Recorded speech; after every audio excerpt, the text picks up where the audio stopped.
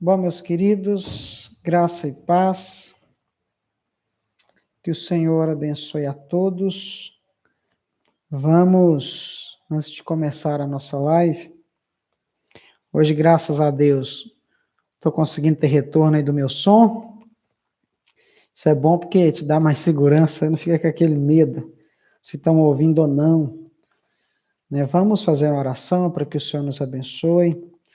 Ontem não pude fazer a live, ontem porque aqui choveu muito e acabou a energia, então a gente não teve como fazer muita coisa, não. Mas vamos orar ao Senhor, pedir a Ele graça, misericórdia, não é? A Lúcia que está entrando aí, graça e paz, minha querida. Ela vai aprendendo, gente, aos poucos. Estou vendo aqui do lado aqui que tem um chat. Então, os irmãos que quiserem pedir oração, pode pedir, comenta aí. Que o Senhor abençoe. Eu também gostaria de pedir, da gente começar a orar, pelo meu tio, que ele também está internado aí com Covid. E ele está no respirador, fez alguns exames hoje, orar por ele também, não é? Tivemos também na nossa igreja aí pessoas que perderam entes queridos, que o Senhor possa abençoar a cada um. Vamos estar orando ao Senhor, pedindo a Ele graça e misericórdia. Senhor, muito obrigado, Pai, por tudo que o Senhor tem feito.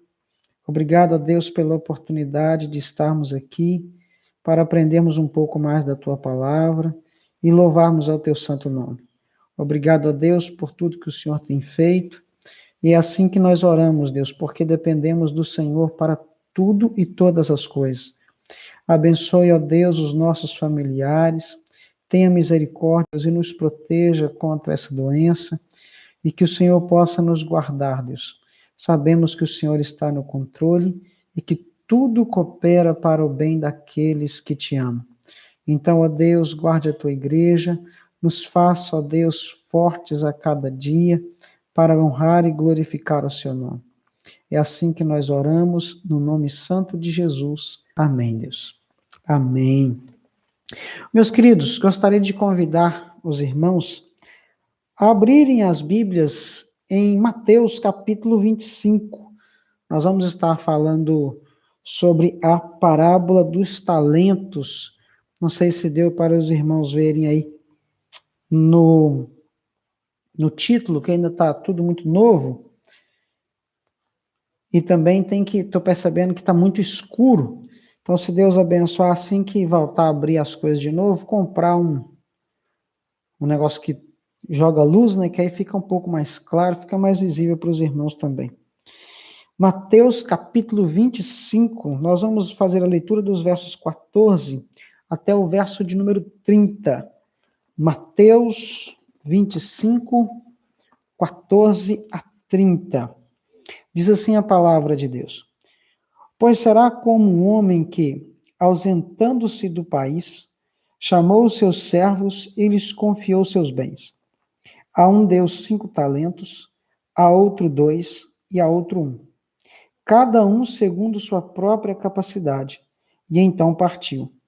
O que recebera 5 talentos, saiu imediatamente a negociar com eles e ganhou outros 5 talentos. Do mesmo modo, o que recebera 2, ganhou outros 2. Mas o que recebera 1, saindo, abriu uma cova e escondeu o dinheiro do seu senhor. Depois de muito tempo, voltou o senhor daqueles servos e ajustou contas com eles. Então, aproximando-se do que recebera 5 talentos, e entregou outros 5, dizendo, Senhor, confiaste-me 5 talentos. Eis aqui outros 5 talentos que ganhei. Disse-lhe o Senhor, muito bem, servo bom e fiel.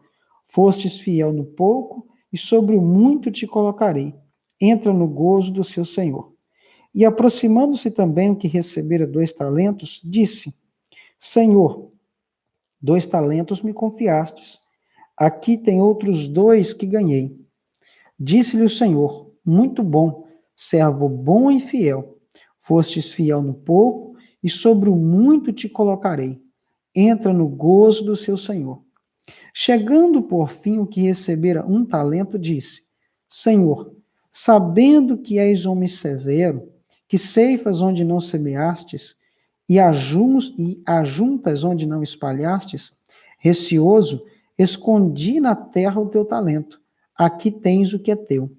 Respondeu-lhe, porém, o Senhor, servo mau e negligente. Sabias que ceifo onde não semeio e ajunto onde não espalhei. Cumpria, portanto, que entregasses o meu dinheiro aos banqueiros, e eu, ao voltar, receberia com juros o que é meu. Tirai-lhe, pois, o talento e dá-lhe a outro que tem 10, porque a todo o que tem lhe se dará, e terá em abundância, mas o que não tem, até o que tem lhe será tirado. E é o servo inútil, lançai-o para fora nas trevas, ali haverá choro e ranger de dentes. Meus queridos, quando nós olhamos para essa parábola que Jesus nos conta, nós precisamos entender que ela está dentro de um contexto. O Senhor Jesus aqui, ele está falando sobre a volta, a sua vinda, o seu julgamento. Quando nós olhamos no capítulo 24, que nós vamos começar a entender essa passagem de Jesus, ela vai do capítulo 24 até o final do capítulo 25. No capítulo 24, Jesus começa falando então da sua vinda, como seria a sua vinda. E o Senhor Jesus, então, falando da sua volta, ele vai contar algumas parábolas, mostrando para nós como devemos estar preparados para a vinda do Senhor Jesus. Quando nós olhamos, por exemplo, para a parábola do servo bom e do servo mau, né, também a parábola da figueira, onde o Senhor Jesus fala que ele está, a porta está vindo, que nós devemos estar vigilantes. Na parábola do capítulo 45, que é a parábola do servo bom e do servo mau, o Senhor Jesus vai mostrar para nós que nós devemos usar bem o tempo a qual o Senhor nos deu e trabalharmos nesse tempo. Nós temos o servo mau que gastou seu tempo em bebedeiras, em coisas desnecessárias, enquanto o outro servo gastou seu tempo trabalhando. Quando nós vamos olhar para o começo do capítulo 25, Jesus ele vai mostrar para nós a parábola das 10 virgens, mostrando para nós que devemos estar atentos, pois ele está voltando. Devemos estar atentos, trabalhando, porque nós não sabemos nem a hora e nem o dia. E nós devemos estar preparados, nós devemos estar vigilantes para a vinda do Senhor Jesus. Quando nós olhamos para a parábola dos 10 talentos, o Senhor mostra para nós a importância de se trabalhar no reino. Por que nós devemos trabalhar? E serão julgados aqueles que não trabalham no reino de Deus, ou que fazem desleixadamente a obra do Senhor. Devemos trabalhar. E quando nós olhamos então para a última parábola do grande julgamento, aqui o Senhor Jesus ele vai mostrar para nós qual a área de atuação. Se nós devemos estar atentos, se nós devemos trabalhar, se nós devemos estar vigilantes, e se nós seremos cobrados pelo nosso trabalho, qual então deve ser o nosso trabalho? Qual deve ser a nossa ocupação? A última parábola, então, dessa perícope vai nos apontar para isso.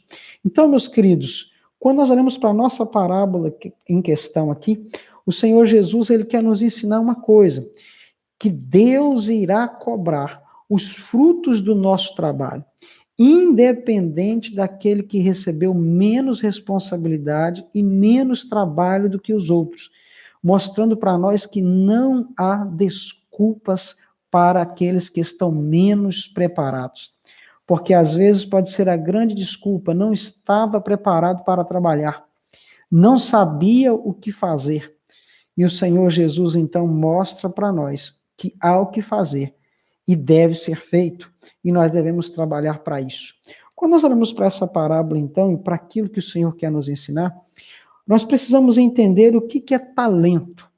Quando nós olhamos para essa palavra talento, que é usada aqui como dinheiro, como exemplo do Senhor Jesus, dos bens que ele tinha, o que talento ele está simbolizando aqui nessa parábola? Hoje, na linguagem moderna, nós vamos colocar como se fosse dons carismáticos, ou os dons que o Senhor deu a cada um. Mas quando nós olhamos para o contexto dessa parábola, fica muito difícil falar que é simplesmente dons. Sai do contexto da parábola. E eu não consegui identificar muito com isso, e o College Cambridge também, ele também vai por essa linha que eu tenho, de não colocar como se fossem talentos, como se fossem dons carismáticos. Mas a ideia aqui tem a ver com oportunidade, tem a ver com a esfera da atividade do ser humano. Qual é a nossa esfera? Qual é a nossa atuação? Aquilo que nós devemos fazer ou não? E o interessante é que talvez algumas pessoas possam perguntar, mas qual é a nossa área de atuação? O que nós devemos fazer? O que, como cristãos, podemos fazer? Então, a última parábola nos lança algumas respostas para esses talentos ou a nossa área de atuação. O Senhor Jesus, ele vai dizer para nós na última parábola que ele teve fome, que ele teve sede, que ele foi forasteiro, que ele estava nu e que ele estava enfermo e preso, e as pessoas o visitaram, os discípulos os visitaram. E eles vão falar, Senhor, quando foi que o Senhor passou por tudo isso e nós fomos acudir ao Senhor ou deixar de acudi-lo? O Senhor então vai dizer, quando vocês fazem ou não fazem estas coisas a um dos meus pequeninos, assim você também não faz para mim. Jesus está mostrando para nós aqui também a condição de todo ser humano. Todo ser humano, meu querido, ele tem fome. E quando Satanás, Jesus está passando pelo seu momento de tentação no deserto, ele fica 40 dias em jejum, ele sente fome, Satanás sabe disso. Satanás fala com Jesus, transforme essas pedras em pão. E Jesus vai olhar para ele e dizer que nem só de pão viverá o homem, mas de toda palavra que sai da boca de Deus. Jesus não está falando aqui de uma fome carnal, mas Jesus está falando da nossa fome pela palavra de Deus, daquilo que verdadeiramente alimenta a nossa alma, daquilo que verdadeiramente nos faz nova criatura. Jesus vai mostrar que quando teve sede, que nós devemos dar água para aqueles que têm sede. Sede de quem? Sede de Cristo Jesus. Quando Jesus estava conversando com a mulher samaritana, ele olha para ela do lado do poço e diz, mulher, se você soubesse quem te pede água, se você soubesse da água que eu tenho para lhe dar, quem bebe da água que eu tenho nunca mais terá sede. Jesus está falando dele mesmo, ele é a água da vida.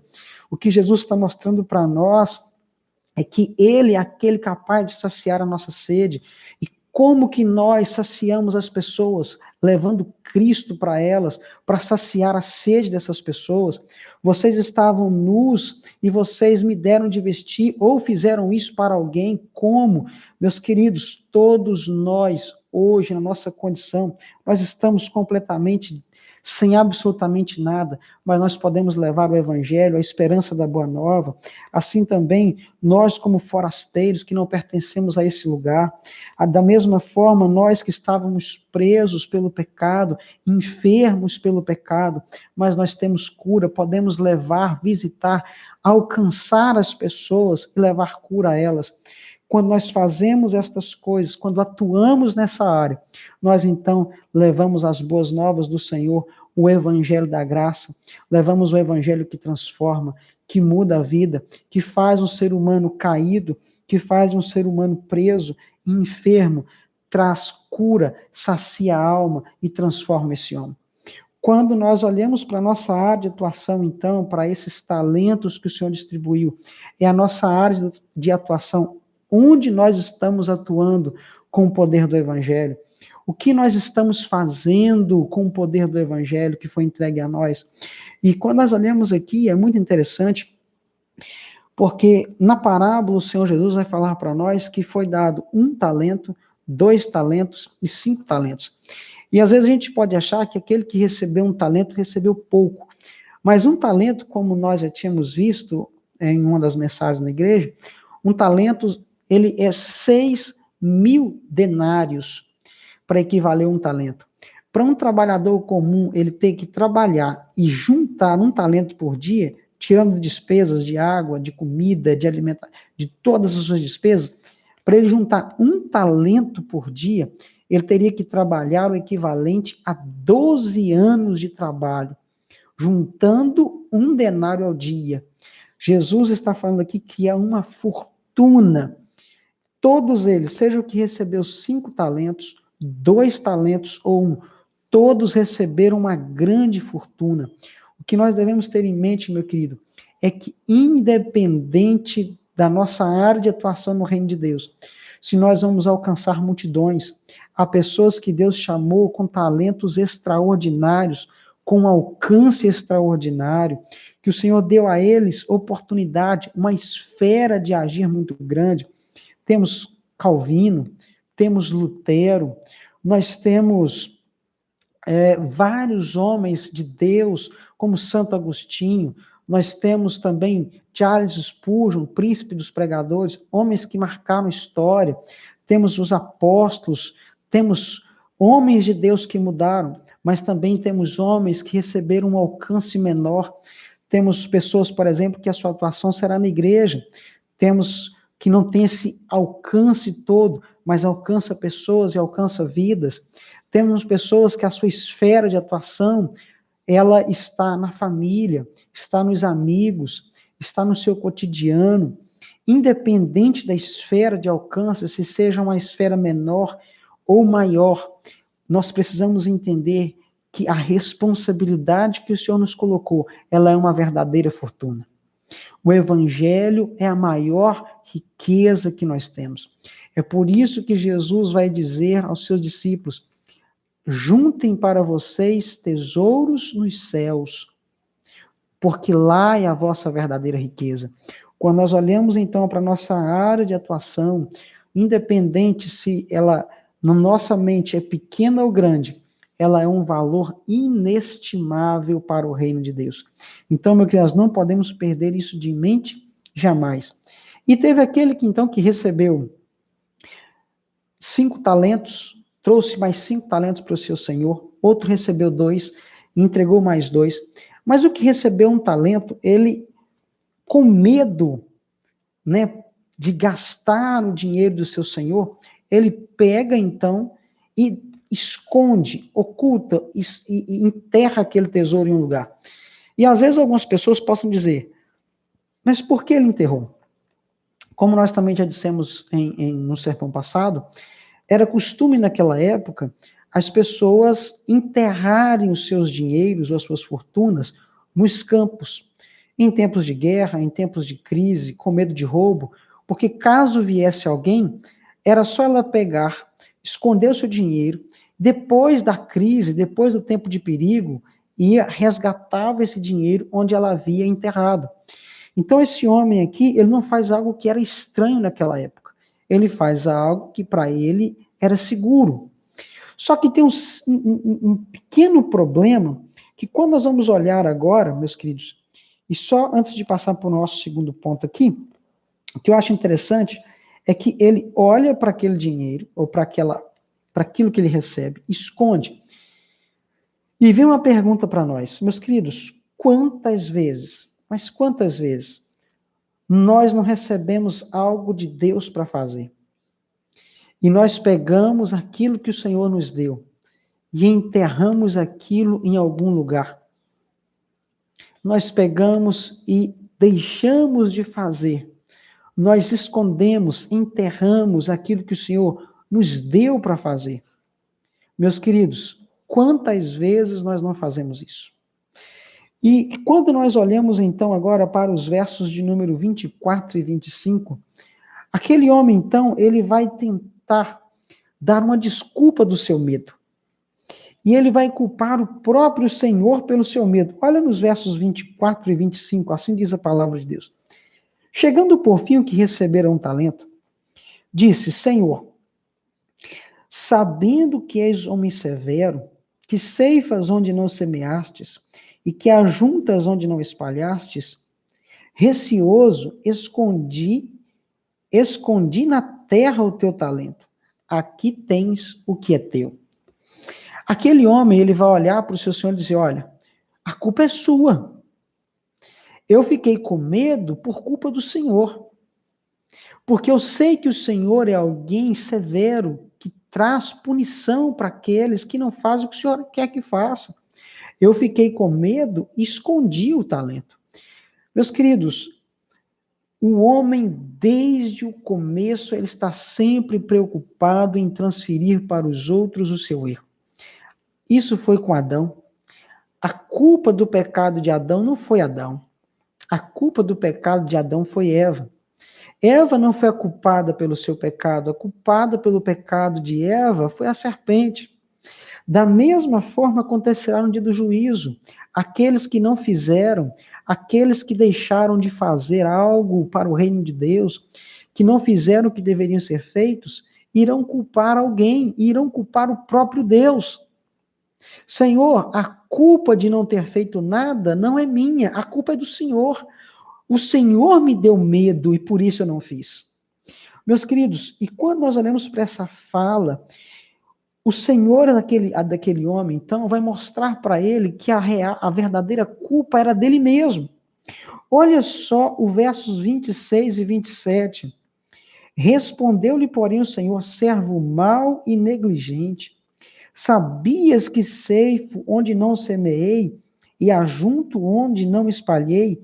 Cumpria, portanto, que entregasse o meu dinheiro aos banqueiros, e eu, ao voltar, receberia o juro que é meu. Por isso que no verso 30 ele vai falar, servo inútil. Servo inútil, você não fez o mínimo. Na verdade, você não fez, não foi por medo. Você não fez porque não tinha interesse. E você achar que não era capaz foi uma simples desculpa para não fazer. Foi uma simples desculpa para enterrar aquilo que eu te dei. Meus queridos, e quantas vezes, como eu fiz essa pergunta, nós não enterramos talentos que o Senhor nos deu, oportunidades incríveis, nós enterramos e temos a desculpa: ah, não, eu não era capaz para fazer. Ah, não, eu não sabia como fazer.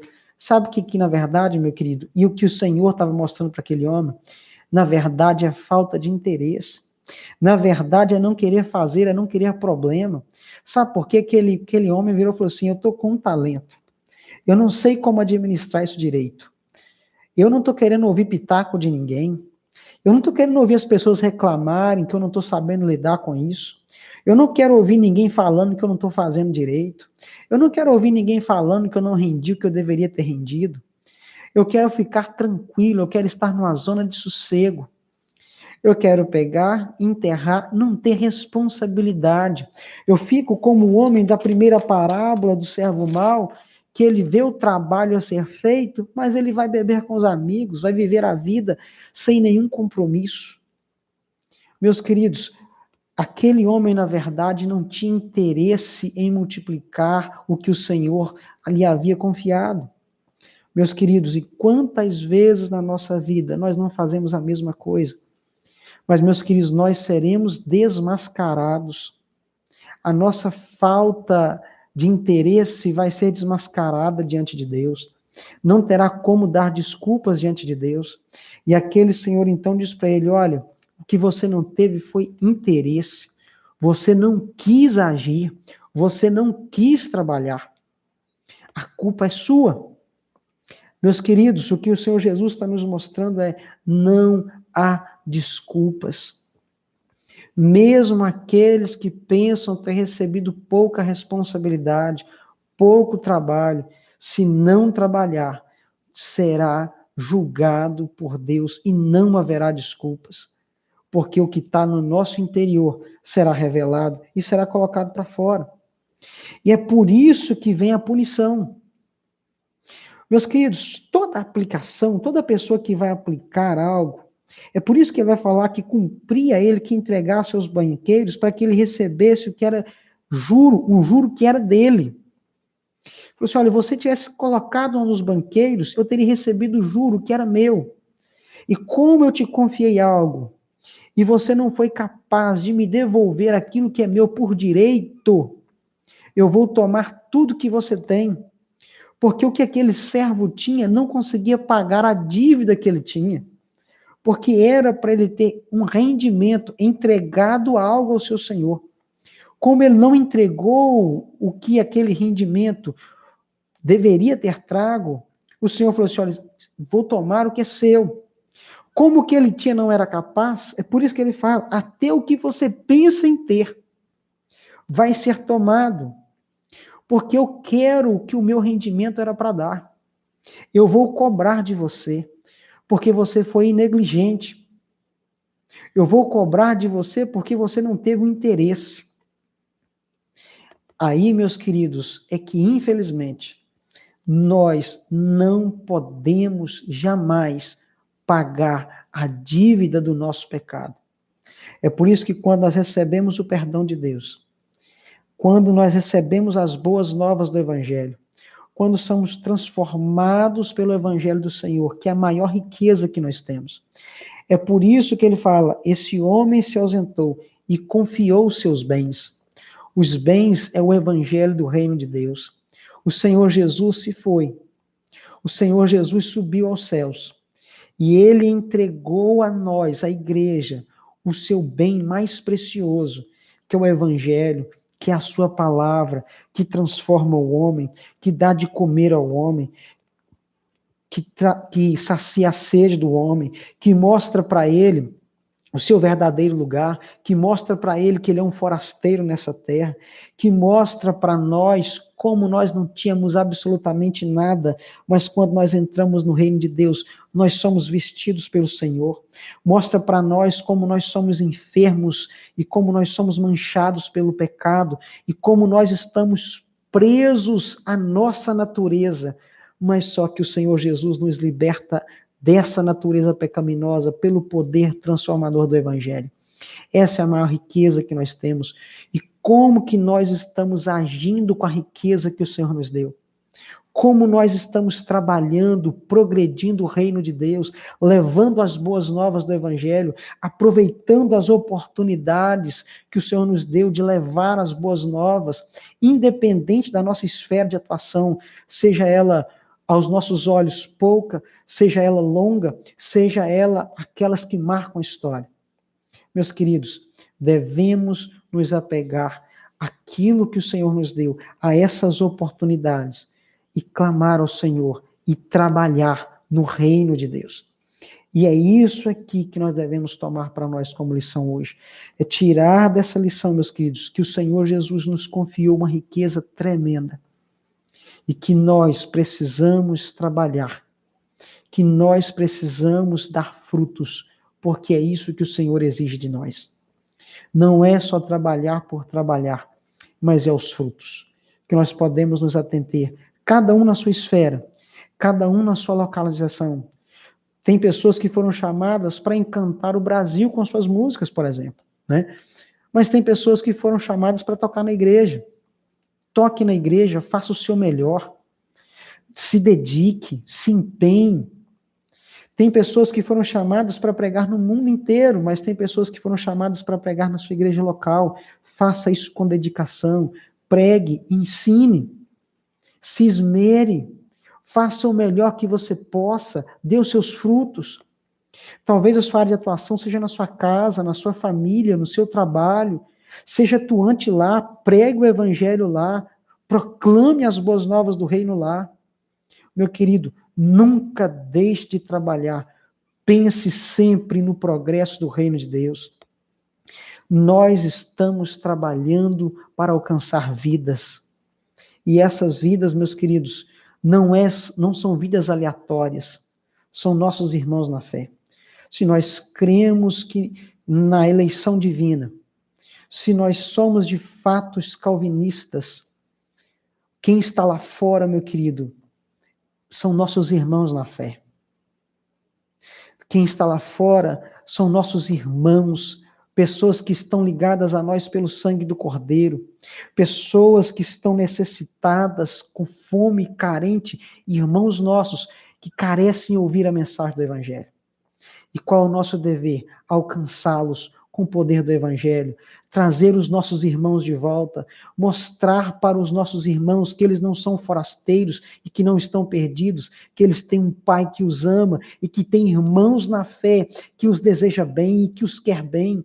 E por isso que nós devemos evangelizar, é por isso que nós devemos pregar o Evangelho, é por isso que nós devemos alcançar vidas, porque não são qualquer vidas, mas são a vida dos nossos irmãos na fé. São vidas de pessoas que nós amamos em Cristo Jesus. São pessoas que o Senhor Jesus orou na sua oração sacerdotal. Eu não vim pelo mundo, mas eu vim por aqueles que o Senhor me deu. Meus queridos, labutemos e trabalhemos por esses tesouros preciosos do Senhor Jesus, aos quais Ele confiou a mim e a você. Meu querido, que nós possamos então entender que o Senhor irá nos julgar o nosso trabalho, o nosso sentimento e a nossa dedicação. Não faça a obra de Deus desleixadamente, mas trabalhe e se empenhe. Amém, meus queridos? Vamos orar ao Senhor, agradecer por essa palavra, que Ele tenha falado ao meu e ao seu coração. Curva a sua cabeça, vamos orar ao Senhor. Pai, muito obrigado, ó Deus, por tudo que o Senhor fez. Obrigado pela tua obra salvadora na minha e nas nossas vidas. Tem misericórdia de nós, Deus, e nos ajude a trabalhar, Deus, empenhados em buscar, trabalhar na obra do Senhor Jesus. Há irmãos nossos na fé, Deus, que ainda estão perdidos e que precisam ser alcançados.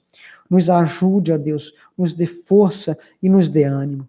Principalmente, Deus, nesse momento de pandemia, onde há muitas pessoas desesperadas, há pessoas angustiadas, que precisam ouvir uma palavra, ó Deus, que estão sedentos, ó Pai, para ouvir do Evangelho, estão sedentos para saber a esperança, estão sedentos por alguém, estão sedentos pelo Senhor Jesus. E nós podemos levar o Senhor a essas pessoas. Nos ajude, Deus. Nos faça, ó Pai, trabalhadores na obra do Senhor. Que venhamos usar as nossas oportunidades e empenhar nelas, Deus. Porque nós trabalhamos para o crescimento do reino do Senhor e para a obra do Senhor. Certos que o Senhor não fica devendo nada a ninguém, mas o Senhor nos dará recompensa no dia final. Ó Deus, obrigado por tudo, Pai. Sabemos que essa recompensa também não é por mérito nosso. Essa recompensa que nós iremos receber, ela só será nos dada porque Jesus Cristo morreu na cruz do Calvário pelos nossos pecados. Obrigado, Deus. Obrigado porque o Senhor fez a obra completa em nós. Estávamos perdidos, mas o Senhor nos resgatou. Não sabíamos o que fazer, mas o Senhor nos encheu de dons e talentos. Não sabíamos onde usá-los, mas o Senhor nos deu esferas e nos mostrou o que fazer. Não sabíamos o que dizer, mas o Senhor disse que o Senhor colocaria em nós o teu Espírito Santo e ele nos ensinaria o que falar. Obrigado, Deus, porque tudo provém de ti e o Senhor realizou em nós uma obra completa para a glória do seu nome. Obrigado por tudo, Pai, em nome de Jesus. Meu querido, que o Senhor te abençoe e encha a sua vida de graça e de paz, em nome de Jesus. Tchau, tchau, meus queridos. Que o Senhor nos abençoe. Estou encerrando aqui, então, agora a nossa live. Que o Senhor abençoe e te dê uma semana abençoada, em nome de Jesus. Tchau, tchau.